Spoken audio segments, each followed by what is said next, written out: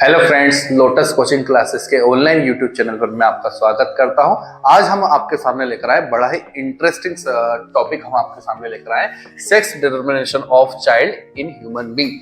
मानव में शिशु का लिंग निर्धारण, ये हमारा आज का टॉपिक है। ठीक है, इस टॉपिक को शुरू करने के पहले कुछ बेसिक सी चीजें मैं आपको बताना चाहता हूं ताकि आपको थोड़ा समझ में आए कि ये होने क्या वाला है, एक्चुअल में ये चीजें होती क्या है। ठीक है, अभी हमें क्रोमोसोम्स के विषय में पढ़ना है। अगर इस टॉपिक को अपन को जानना है तो हमें क्रोमोसोम्स क्या होते हैं, कहाँ होते हैं, कितने होते हैं, ठीक है, ये पता करना जरूरी है। ठीक है, लेट सपोज हमारी बॉडी में करोड़ों की संख्या में सेल्स होती हैं। ठीक है, उसमें से कोई एक सेल अगर अपन देखते हैं तो उस सेल के अंदर एक न्यूक्लियस होता है।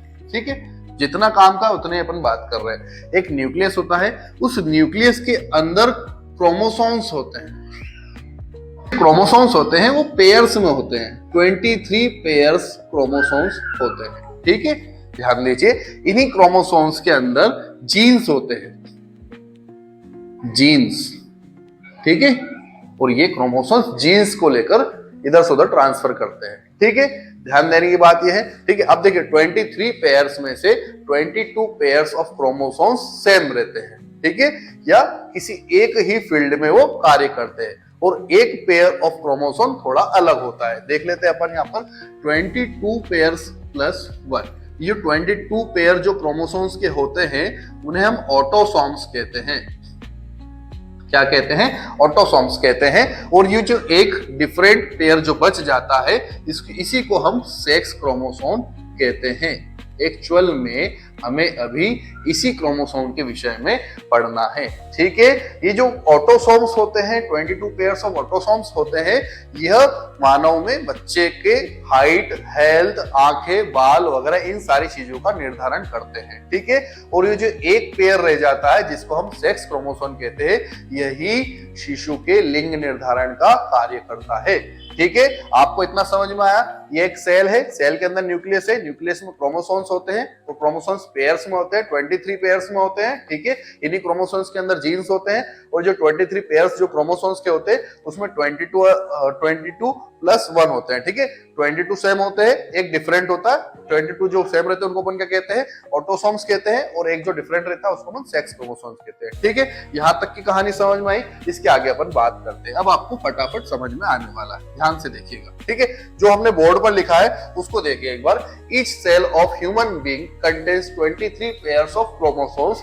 Out of 23 pairs, 22 pairs are similar and called autosomes, and one pair is different which is called as sex chromosome। ठीक है, जो भी हमने आपको बताया वही चीज है यहाँ पर इंग्लिश में लिखी हुई। ठीक है, अब मान लीजिए इन फीमेल, अगर अपन फीमेल पेरेंट में देखें तो 23 पेयर्स होते हैं क्रोमोसोम्स के, तो यहाँ हमने लिख दिए 22 तो क्या होते हैं? सेम होते हैं, और 1 क्या होता है? डिफरेंट होता है। ठीक है, 22 सेम, 1 डिफरेंट। उसी प्रकार से मेल पेरेंट के अंदर अपन देखते हैं तो 22 सेम होते हैं और 1 डिफरेंट होता है। ठीक है, ये एक पेयर है, यहाँ पर भी एक पेयर, 1 पेयर है। ठीक है, यही सेक्स क्रोमोसोम है। अब ये सेक्स क्रोमोसोम होते कौन से हैं? ठीक है, मान लीजिए इनको अपन ने XX मान लिया है, इसको अपन XX लिखते जरूर है, लेकिन एक्चुअल में ये होते वैसे नहीं है, दिखते ऐसे नहीं है। ठीक है, और यहाँ पर मेल में क्या होते हैं? XY क्रोमोसोम होते हैं। ठीक है, ये XX क्रोमोसोम होते हैं, मेल में XY क्रोमोसोम होते हैं। फर्टिलाइजेशन की प्रोसेस के दौरान, जब फर्टिलाइजेशन की प्रोसेस होती है, निषेचन की प्रक्रिया होती है, तब इन क्रोमोसोम्स का ट्रांसफर होता है। ठीक है, इनका इसमें से, इस पेयर में से एक क्रोमोसोम इस पेयर के एक क्रोमोसोम के साथ मिलता है। किस प्रकार से? जैसे मान लीजिए कि इस पेयर का एक X इस पेयर के एक X के साथ मिला, तो यहां पर देखिए एक पेयर बन चुका है, और उस पेयर के अंदर क्या दिख रहा है आपको? XX। अब XX क्रोमोसोम का पेयर किसके अंदर होता है? फीमेल के अंदर होता है, मतलब यहां पर जो होने वाला बच्चा है वो फीमेल होगा। ठीक है, समझ में आया आपको? ठीक है, अब उसी प्रकार से यहां पर इस X के साथ में Y मिलता है, मेल का Y क्रोमोसोम मिलता है, तो यहां पर जो पेयर बन रहा है कौन सा बन रहा है? XY पेयर बन रहा है। ठीक है, XY क्रोमोसोम का पेयर बन रहा है। तो XY किसके अंदर होता है? अभी अपन ने देखा मेल के अंदर होते हैं, तो यहां पर जो होने वाला है वो है मेल। ठीक है, यहाँ पे मेल चाइल्ड होने वाला है या फीमेल चाइल्ड होने वाला है। इसी के माध्यम से हम इस चीज का भी निर्धारण कर लेते हैं, यह चीज भी हमें पता चल जाती है कि महिला के पेट में जो बच्चा है वो लड़का होगा या लड़की होगी। इसका जिम्मेदार कौन होता है? पुरुष होता है इसका जिम्मेदार। जब पुरुष का एक्स क्रोमोसोम महिला के एक्स के साथ मिलता है तो वहां पर लड़की होगी, लेकिन जब पुरुष का वाई क्रोमोसोम महिला के एक्स क्रोमोसोम के साथ मिलता है तो वहां पर लड़का होता है। ठीक है, थैंक यू।